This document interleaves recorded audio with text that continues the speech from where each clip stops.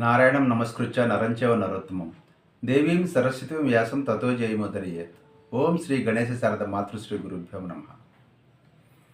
ఈ రకంగా కృష్ణ పరమాత్మ రుకస్థలంలో నిద్ర చేస్తున్నట్లు మర్నాడు ఉదయానికి హస్తినాపురం వస్తున్నట్లుగా దూతల ద్వారా ధృతరాష్ట్రుడికి తెలిసింది. అతన్ని సంతోషానికి పట్టపగ్గాలు లేనట్లుగా ప్రవర్తిస్తున్నాడు. భీష్మ ద్రోణాదులను అదేవిధంగా మంత్రులతోటి దుర్యోధనుడిని అందరినీ పిలిచి కృష్ణుడు వస్తున్నట్ట అందరూ కూడా ఇంటింటా చెప్పుకుంటున్నారయ్యా. ఆ మహాపురుషుని తగిన విధంగా కనుక మనం పూజిస్తే శ్రీకృష్ణుడు సంతోషిస్తాడు, పూజించకపోతే సంతోషించడు. అతన్ని సంతోషింపజేయటం మనకందరికీ శ్రేయస్కరం. మార్గ మధ్యంలో అన్ని సౌకర్యాలు ఉన్నటువంటి సభలు, అదేవిధంగా స్టాల్స్ అన్నీ ఏర్పాటు చేయండి. దుర్యోధన, కృష్ణుడు సంతోషించే విధంగా ఏర్పాట్లు ఉండాలి, గుర్తుపెట్టుకో అని అంటూ భీష్మ ద్రోణాదుల వంక చూసి ఏమంటారు అన్నాడు.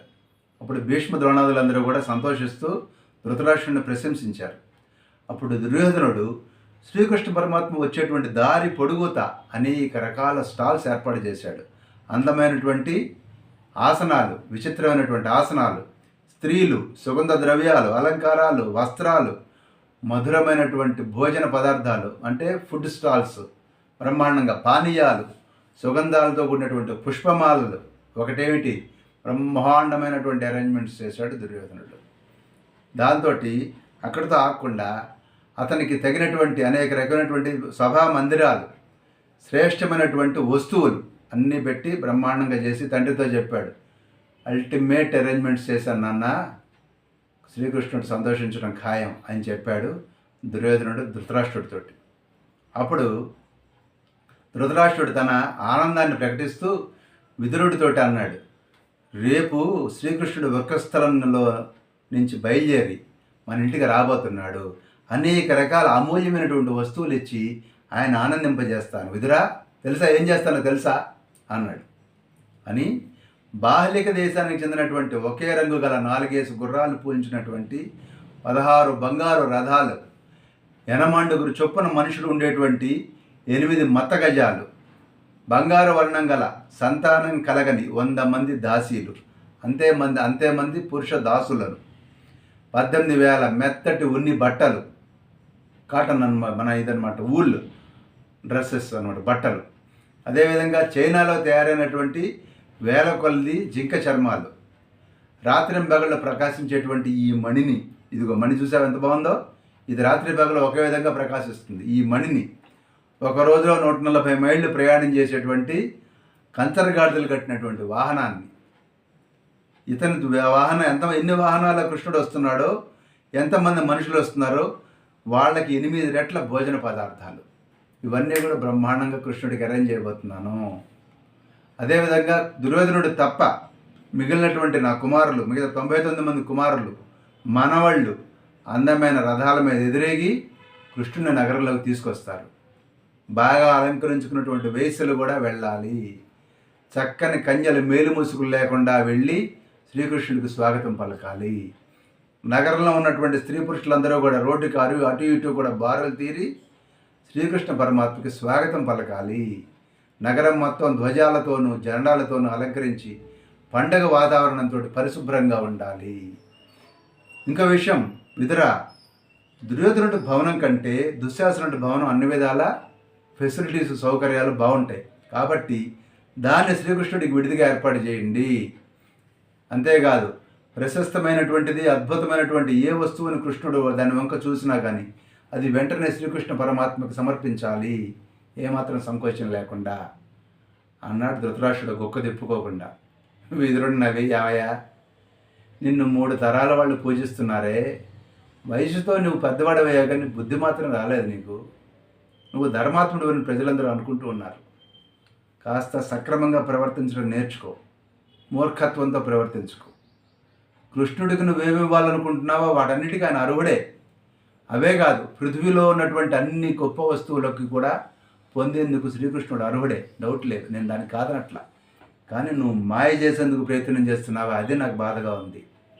పైకి నువ్వు ఎంత చేస్తున్నా నీ మనసులో ఏముందో నాకు తెలుసు ధృతరాష్ట్ర. పాండవులు అడిగినటువంటి 5 ఊళ్ళు కూడా ఇవ్వటం నీకు ఇష్టం లేదు.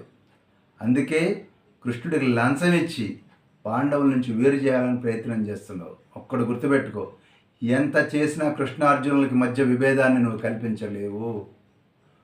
శ్రీకృష్ణుడు కేవలం పూర్ణ కుంభాన్ని, కాళ్ళు కడుక్కునేందుకు నీళ్ళని, కుశల ప్రశ్నలను మాత్రమే తీసుకుంటాడు. ఇంకేమిచ్చినా కూడా ఆయన తీసుకోడు. నువ్వు కేవలం ఆయన చెప్పేటువంటి శాంతి రాయబారానికి సమ్మతించు. అదొక్కటే ఆయన విషయంలో చేయగలిగినటువంటి సంతోషకరమైనటువంటి చర్య అన్నాడు విదురుడు. ఇప్పుడు దుర్యోధనుడు తన తండ్రి అయినటువంటి ధృతరాష్ట్రుడితో అన్నాడు, విదురుడు చెప్పింది సత్యం, కృష్ణార్జునులను వేరు చేయటం అసంభవం, ఎందుకీ వృధా ప్రయాస, అందువలన కృష్ణుడు ఏది కోరినా నువ్వు ఇవ్వద్దు. ఓకే, నువ్వు ఇచ్చినట్లయితే మనం భయపడ్డామనుకుంటాడు కృష్ణుడు, అది నాకు అవమానము, అందువలన వైరం ఎదురుగా ప్రారంభమైంది, ఇప్పుడు దాన్ని ఏం చేసినా శాంతింపదు అన్నాడు దుర్యోధనుడు. అప్పుడు భీష్ముడు ధృతరాష్ట్రుడితోటి ఒక మాట అన్నాడు, నువ్వు సత్కారం చేసినా సత్కారం చేయకపోయినా కృష్ణుడేమీ అనుకోడు, కృష్ణుడిని అవమానించడం వ్యక్తం కాదు, కాబట్టి అతడు ఏం చెప్తాడో విని ఆ విధంగా చేయటం మంచిది అన్నాడు భీష్ముడు. దుర్యోధనుడు ఆ మాటలు విని, పితామహ, రాజ్యాన్ని పాండవులతో పంచుకోవటం నాకేమాత్రం శక్యం కాదు, కృష్ణుడు పాండవులకు గొప్ప ఆలంబనగా ఉన్నాడు కాబట్టి నేను ఉపాయంతో కృష్ణుడు రాగానే కృష్ణుడే బంధిస్తాను, అప్పుడు పాండవులు యాదవులు కూడా నా కంట్రోల్లో ఉంటారు, నాకు విధేయులే పడి ఉంటారు, దానికి ఏదైనా ఉపాయం ఉంటే చెప్పు అన్నాడు భీష్ముడితోటి దుర్యోధనుడు. అప్పుడు ధృతరాష్ట్రుడు అన్నాడు, నువ్వు అలా అనకూడదు, కృష్ణుడు మనందరికీ కావలసిన వాడు, మన విషయంలో అతడు ఎప్పుడు అపకారం చేయలేదు అంటూ ఉండగానే భీష్ముడి తీవ్రమైనటువంటి కోపంతో, ధృతరాష్ట్ర, మిత్రులు ఎంత బోధించినా నీ పుత్రుడు అనర్థాన్నే కొని తెచ్చుకుంటున్నాడు, నువ్వు కూడా దుర్యోధనుడి మాటలే వింటున్నావు, కృష్ణుడి జోలికి వెళ్ళినట్లయితే నీ కుమారులు అమాత్యులు అందరూ కూడా క్షణకాలంలో నశిస్తారు, ఇలాంటి మాటలు నేను వినలేకపోతున్నాను, నేను వెళ్ళిపోతున్నాను అని అక్కడి నుంచి వాకౌట్ చేసి భీష్ముడు వెళ్ళిపోవడం జరిగింది. మరునాడు ఉదయాన్నే శ్రీకృష్ణుడు వృకస్థలం నుంచి బయలుదేరి తిన్నగా హస్తినాపురం సమీపించాడు. హస్తినాపురం పొలిమేరల్లోనే దుర్యోధనుడు తప్ప మిగిలినటువంటి ధృతరాష్ట్ర కుమారులు, భీష్మ ద్రోణులు అందరూ కూడా ఎదురెళ్ళి స్వాగతం పలికారు. వాసుదేవుడిని చూడటం కోసం ప్రజలందరూ కూడా నగరం బయటకు వచ్చి అందరూ కూడా స్వాగత సత్కారాలు చేసి ఒళ్ళంతా కళ్ళు చేసుకుని ఆ శ్రీకృష్ణ పరమాత్మ దర్శనం చేస్తున్నారు నగర ప్రజలు. కృష్ణుడు ప్రోటోకాల్ ప్రకారం ముందుగా ధృతరాష్ట్రుని యొక్క ఇంటికి వెళ్ళి అక్కడ స్వాగత సత్కారాలు స్వీకరించి అక్కడి నుంచి విదురుడి ఇంటికి వెళ్ళాడు శ్రీకృష్ణుడు. విదురుడు ఆయన్ని భక్తిపూర్వకంగా పూజించి, కృష్ణ, నువ్వు నా ఇంటికి వచ్చినటువంటి ఆనందం నేను మాటల్లో చెప్పలేను, అందరి ప్రాణుల్లో ఉన్నటువంటి అంతరాత్మ నువ్వే కాబట్టి నాకు ఎంత ఆనందం కలిగిందో నువ్వే తెలుసుకో అన్నాడు విదురుడు. ఆ తర్వాత విదురుడికి శ్రీకృష్ణుడు పాండవుల క్షేమ సమాచారాలన్నీ చెప్పి పాండవుల ప్రయత్నాలు కూడా వివరించడం జరిగింది. ఆ తర్వాత మధ్యాహ్నం సమయానికి అదే భవనంలో ఉన్నటువంటి కుంతి యొక్క కక్షలోకి, అంటే కుంతి ఉన్న చోటికి శ్రీకృష్ణుడు వెళ్ళాడు. అప్పుడు వెళ్ళిన సందర్భంలో కుంతిదేవి ఆయన్ని కౌగిలించుకుని ఏడిచి 5 కుమారుల గురించి, కోడలైనటువంటి ద్రౌపది గురించి పేరు పేరును అడిగింది. అప్పుడు ఆమె అందనమాట, ఆమెకు అంటే ద్రౌపదికి అంత అవమానం జరుగుతుంటే సభలో ఉన్న వాళ్ళందరూ చూస్తూ కూర్చున్నారు, ఒక్క విదురుడు మాత్రమే అడ్డు చెప్పాడు, నాకు తెలిసి ఆ సభలో విదురుడు ఒక్కడే పూజనీయుడు. కృష్ణ, ఒక క్షత్రియ స్త్రీ తన పుత్రులను కనేందుకు కావున్న ప్రయోజనం ఏదైతే ఉందో దాన్ని సాధించేందుకు తగిన సమయం వచ్చింది, ఆ అవకాశం జారవిడుచుకోవద్దని చెప్పి నా కుమారులకు నా మాటగా చెప్పు, నువ్వు వెనక్కి వెళ్ళాక అంది కుంతి. అప్పుడు, అమ్మా, నీ కుమారులు వీరులు, నువ్వు కాస్త ఓపిక పట్టు, వాళ్ళు చిన్న చిన్న వాటికి తృప్తి చెందే అవకాశం లేదు, శత్రువులను జయించి సర్వలోకాధిపతులై లక్ష్మీ సంపన్నంగా నీ కుమారులు ప్రకాశించటాన్ని అతి త్వరలో చూస్తావమ్మా, బాధపడకు అని చెప్పి కుంతి దగ్గర సెలవు చేసుకుని మధ్యాహ్నం దాటిన తర్వాత దుర్యోధనుడి యొక్క భవనానికి వెళ్ళాడు శ్రీకృష్ణుడు. అప్పుడు దుర్యోధనుడి చుట్టూ 1000 మంది కురువంశీయులు, రాజులు, అదేవిధంగా దుశ్శాసన, కర్ణ, శకునులు దగ్గరగా కూర్చుని ఉన్నారు. కృష్ణుడు ప్రవేశించగానే అందరూ కూడా లేచి నిలబడి స్వాగత సత్కారాలు చేశారు కృష్ణుడికి. అప్పుడు దుర్యోధనుడు కృష్ణుడిని, కృష్ణ, భోజనానికి లే, మా దగ్గర ఈరోజు ఆతిథ్యం స్వీకరించు అని అనగానే కృష్ణుడు, లేదులే ప్రస్తుతానికి వాడు వద్దులే అన్నాడు. అనగానే అప్పుడు దుర్యోధనుడు కన్నుని చెవులేదు గుసగుసలాడి కృష్ణుడితోటి మృదువుగా ఓ మాట అన్నాడు. నువ్వు పాండవులకు కౌరవులకు సమానంగా సహాయం చేశావు. మా ఇద్దరితో సమాన బాంధవ్యమే నీకుంది. మేము పంపినటువంటి ఆహార వస్త్రాలు నువ్వు ఎందుకు స్వీకరించటం లేదు అన్నాడు. ఎందుకంటే కృష్ణుడు బయలుదేరిన దగ్గర నుంచి దారి పొడుగుతో చేసినటువంటి సత్కారాలు సౌకర్యాలు ఏవి అది స్వీకరించలేదు, ఉపయోగించుకోలేదు. కృష్ణుడు కన్నెత్తి చూడకుండా తిన్నగా వచ్చాడు. చివరికి ఇప్పుడు దుర్యోధనుడు ఆహారం తీసుకోవడానికి అంటే మధ్యాహ్నం భోజనానికి ఆహ్వానించినప్పుడు కూడా కృష్ణుడు నిరాకరించడంతో నువ్వు ఎందుకు మా ఆహార వస్త్రాలు తీసుకోవట్లేదు, మా సత్కారాలు ఎందుకు స్వీకరించట్లేదని జ్యేష్ఠపోతూ అడిగాడు దుర్యోధనుడు. అప్పుడు దుర్యోధన, దూతలు ఎప్పుడైనా సరే తాము వచ్చిన పని పూర్తయిన తర్వాత అది సఫలమైన తర్వాత భోజనం చేస్తారు, పూజలు సత్కారాలు అందుకుంటారు. నా రాక సఫలమైన సందర్భంలో నువ్వు నన్ను నా పరివారాన్ని తప్పకుండా సత్కరించవచ్చు, ఇప్పుడు కాదు అన్నాడు శ్రీకృష్ణుడు. అప్పుడు దుర్యోధనుడు కృష్ణుడితోటి, కృష్ణ, నువ్వు మా విషయంలో ఇలా ప్రవర్తించడం ఏం బాలేదు. నువ్వు వచ్చిన పని అయినా కాకపోయినా మేము నిన్ను పూజించాలనుకుంటున్నాము. నువ్వు మా పూజలు స్వీకరించకపోవడానికి కారణం తెలియట్లేదు. మన ఇద్దరి మధ్య వైరం ఏమి లేదు కదా అన్నాడు. అప్పుడు కృష్ణుడు దుర్యోధనుడితో నవ్వుతూ, దుర్యోధన, భోజనం పెట్టేవాడు సంతోషిస్తే వాడి ఇంట్లో భోజనం చేయాలి. వాడు సంతోషించకపోయినా నేను ఆపదలో ఉన్నట్లయితే, ఆహారం ఎక్కడ దొరకనట్లయితే అప్పుడు అలాంటి భోజనం స్వీకరించాలి. నేను నీ ఇంట్లో భోజనం చేస్తే నువ్వేం సంతోషించవు. అదేవిధంగా నేను ఆపదలో లేను, ఎందుకు మీ ఇంట్లో భోజనం నాకు ఇప్పుడు? పాండవుల్ని ఎవరు ద్వేషిస్తారో వాళ్ళు నన్ను కూడా ద్వేషించినట్లే, వాళ్ళు నేను ఒకటే. అందువలన సద్బుద్ధితో కాకుండా వేరే ఆలోచనతో సమకూర్చినటువంటి ఈ అన్నం నేను తినదగినది కాదు.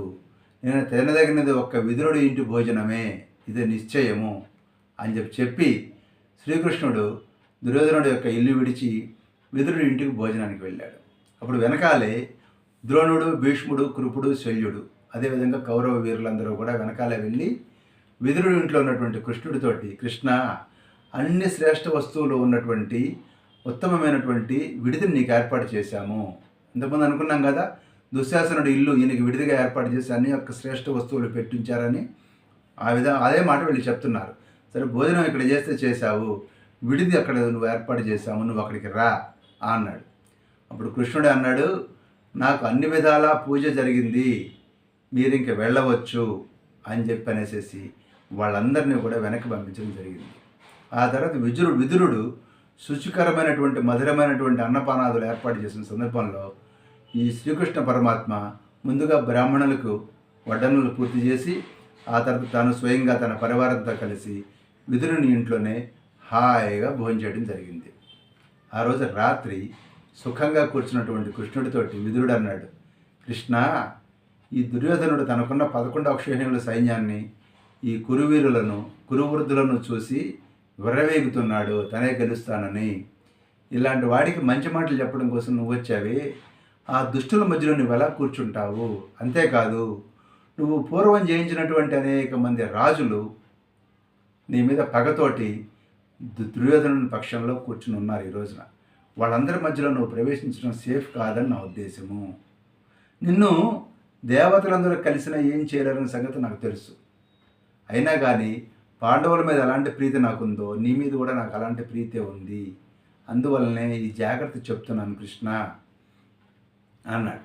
అప్పుడు కృష్ణుడు నవ్వుతూ, ఏం పర్లేదు, వాళ్ళ యొక్క దుర్బుద్ధి నాకు తెలుసు, కానీ ఈ పృథివీ మండలాన్ని ఇలాంటి ప్రమాదం నుంచి మృత్యు పాశం నుంచి తప్పించడం నా ధర్మం కాబట్టి నేను ఆ ఉద్దేశంతోనే ఈ రాయబారానికి వచ్చాను. విదురా, ఒక ధర్మం కోసం శక్తి కొలదే ప్రయత్నం చేసినట్లయితే ఆ కార్యం సాధించకపోయినా ఆ యొక్క పుణ్యాన్ని పొందటం జరుగుతుంది, సందేహం లేదు. అందువల్లనే నేను నా ప్రయత్నంగా చేస్తున్నాను.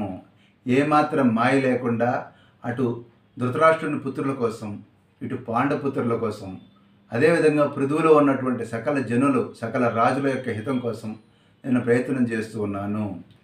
దుర్యోధనుడు నా ప్రయత్నం శంకించినా సరే నాకు తృప్తి కలుగుతుంది. నా కర్తవ్యం నేను చేసిన వాటిని అవుతాను. ఈ రాజులందరూ కలిసి నా మీదకి వచ్చినా కూడా నన్నేమి చేయలేరు అని చెప్పి శ్రీకృష్ణుడు సుఖంగా నిద్రపోవడం జరిగింది. మర్నాడు ఉదయం కృష్ణుడు ఉదయాన్నే లేచి సంధ్యా ఉపాసనలు చేసుకొని సిద్ధమవుతూ ఉన్నాడు. అప్పుడు దుర్యోధనుడు శకునితో కలిసి వచ్చి, గోవింద, ధృతరాష్ట్ర మహారాజు సభకు విచ్చేసి ఉన్నాడు, రాజులందరూ కూడా నీ రాక కోసం ఎదురు చూస్తూ ఉన్నారు అని నివేదించాడు. అప్పుడు కృష్ణుడు సంతోషించి సూర్యుడు కొంచెం పొద్దెక్కి పైకి రాగానే సర్వాభరణ భూషితుడై విదురుని కూడా తన రథం మీద ఎక్కించుకొని బయలుదేరాడు. వాళ్ళ వెనకనే దుర్యోధనుడు శకుని మరొక రథంలో బయలుదేరగా వాళ్ళ వెనక సాత్వికి, కృతవర్మ, ఇతర యాదవ ప్రముఖులు వారి వారి రథాల మీద బయలుదేరారు. వారి వెనక గజ అశ్వాల మీద మరికొందరు యోధులు కూడా వారి వెనకనే వెళ్ళారు. దారి పొడుగుతా ప్రజలు బారులు తీరు అటు ఇటు శ్రీకృష్ణునికి ఘన స్వాగతం చెప్తూ ఉన్నారు. కృష్ణుడు మహేంద్ర సభలాగా ఉన్నటువంటి ధృతరాష్ట్రుని యొక్క సభలో ప్రవేశించాడు. వెంటనే ధృతరాష్ట్రుడు విషయం తెలుసుకుని వెంటనే లేచి నిలబడి శ్రీకృష్ణుడిని ఆహ్వానించాడు. ఎప్పుడైతే ధృతరాష్ట్ర మహారాజు లేచి నిలబడ్డాడో సభలో ఉన్న సభాసదులందరూ కూడా లేచి నిలబడి శ్రీకృష్ణునికి స్వాగత సత్కారాలు చేశారు. ఆ శ్రీకృష్ణుని అలాగే ఒళ్ళంతా కళ్ళు చేసుకుని చూస్తున్నారు సభాసదులందరూ కూడా ఆయన యొక్క తేజస్సుని. ఆ విధంగా కృష్ణుడు సభా మధ్యంలోకి వచ్చి రాగానే ఆకాశంలోని పరమ గురువులు, పరమ ఋషులు, కణ్వ మహర్షి, నారద మహర్షి, పరాశర మహర్షి, పరశురాముడు ఇలాంటి మహామహులందరూ కూడా ఆ సభలో కనపడ్డారు. కనపడగానే వారు ఎంట్రన్స్ దగ్గరికి వచ్చేశారు. అంటే సభ యొక్క ముఖద్వారం దగ్గరికి వారు దిగడం జరిగింది. వెంటనే కృష్ణుడు భీష్ముడితోటి ఈ భూలోకంలో జరుగుతున్నటువంటి ఈ యొక్క సభను చూడటానికి కోసం మహా ఋషులందరూ కూడా వచ్చారు, వారిని ఆసన సత్కారాదులతోటి సన్మానించు, ఆహ్వానించు, వాళ్ళు కూర్చునేదాకా అందరూ నిలబడే ఉండాలి, ఎవరు కూర్చోడానికి వీల్లేదు అన్నాడు శ్రీకృష్ణ పరమాత్మ. ద్వారం దగ్గర ఉన్నటువంటి ఆ మహారుషులను చూసినటువంటి భీష్ముడు తొందరపడుతూ ఆసనాలు తీసుకురండి అని హడావడి చేసి ఆసనాలను తెప్పించి ఆ యొక్క ఋషులందరినీ కూడా భక్తిపూర్వకంగా ఆహ్వానించడం జరిగి వారిని వారి ఆసనాల్లో కూర్చోబెట్టడం జరిగింది. ఈ మునులందరూ పూజలు అందుకునే వరకు కూడా అందరూ కూడా నిలబడే ఉన్నారు. ఆ తర్వాత శ్రీకృష్ణ పరమాత్మ ఇతర రాజులు తమ యొక్క ఆసనాల మీద కూర్చోవడం జరిగింది. దుశ్శాసనుడు సాత్యకికి, వివింశతి కృతవర్మకి బంగారు పీఠాలు చూపించారు. అప్పుడు కర్ణ, దుర్యోధనులు ఇద్దరూ కూడా శ్రీకృష్ణునికి దగ్గరగా ఒకే ఆసనం మీద ఆనుకుని కూర్చున్నారు. అదేవిధంగా మహానుభావుడైనటువంటి విదురుణ్ణి ఆనుకుని కృష్ణ పరమాత్మ తెల్లని వస్త్రం కప్పినటువంటి అద్భుతమైనటువంటి మణిమయ పీఠం మీద కూర్చున్నాడు శ్రీకృష్ణ పరమాత్మ. అంతకాలం తర్వాత కనపడినటువంటి శ్రీకృష్ణుని చూసినట్లయితే అమృతపానం చేసిన తృప్తి కలిగినట్లుగా అందరూ కూడా ఆయన తమ కళ్ళతోనే గ్రోలుతూ ఉన్నారు. అంటే ఆయన్ని ఒళ్ళంతా కళ్ళు చేసుకుని అలాగే ఆయన వంక చూస్తూ ఆనందపడుతూ ఉన్నారు. ఎంత చూసినా కూడా జనాలకు తృప్తి కలగటం లేదు. శ్రీకృష్ణుడు బంగారం మీద పొదిగినటువంటి మణిలాగా ప్రకాశిస్తూ మెరిసిపోతూ ఉన్నాడు. అందరి మనస్సు, కళ్ళు, ఒళ్ళు అంతా శ్రీకృష్ణుని మీదే కేంద్రీకృతమై ఉంది. సభ అంతా నిశ్శబ్దంగా ఉంది. ఒక్కళ్ళు కూడా ఏం మాట్లాడటం లేదు. అందరూ నిశ్శబ్దంగా ఉన్న సందర్భంలో శ్రీకృష్ణుడు ధృతరాష్ట్రుడిని ఉద్దేశించి మాట్లాడటం ప్రారంభించాడు. ఈ విషయాలన్నీ కూడా మనం నెక్స్ట్ ఎపిసోడ్లో తెలుసుకుందాం. స్వస్తి.